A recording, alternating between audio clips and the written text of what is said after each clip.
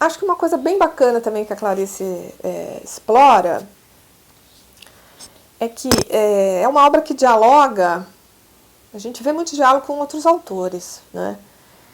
Que tem uma tradição intimista. Então é interessante, tem pessoas que não gostam, e ninguém é obrigado a gostar de uma literatura intimista. Mas ela dialoga com uma tradição que é assim, então tem lá, não tem como não ler esse texto, O Amor, por exemplo, e não lembrar do Proust, do Camille de Swann, que é um autor francês, enfim, que é de alguma forma entendido talvez até como o grande pai dessa literatura mais subjetiva, mais psicológica, lá da virada do século XIX para o XX, e tem um clássico momento que se entende até talvez como o primeiro momento em que o inconsciente tenha sido mostrado na literatura, em que a personagem vai e chega em casa, já é um senhor, ele já está maduro, né? E aí ele tá num dia entediado qualquer lá, ele toma um chá à tarde e come um bolinho chamado Madeleine.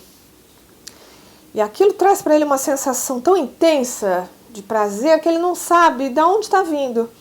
Por que ele está sentindo aquilo? Aí toma mais um gole, e aí a sensação ainda vem, mas diminui um pouco. O fato é, a umas tantas ele vai se lembrar que aquela sensação é a sensação que ele tinha quando criança, quando comeu esse bolo. E que era um momento associado a uma visita que ele fazia à casa da tia, ele gostava de ir lá e comer esse bolo, era uma coisa deliciosa. E o quanto que aquilo estava dentro dele, num lugar ali, que talvez seja um pouco esse inconsciente, que de repente aflorou nesse...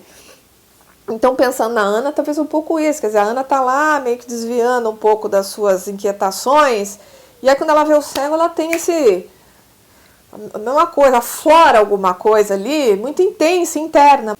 Também não tem como não lembrar de uma autora da Nova Zelândia, até, chamada Catherine Mansfield, que tem um conto chamado Felicidade, que em inglês ficou Bliss, né?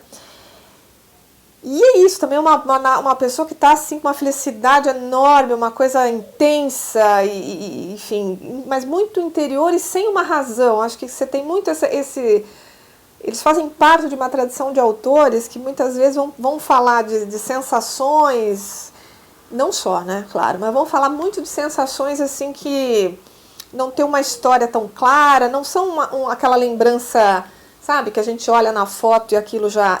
É aquela lembrança do inesperado, aquela sensação que não se traduz com uma palavra imediatamente, enfim, que não está limitada por uma explicação cartesiana racional. Acho que tem muito essa...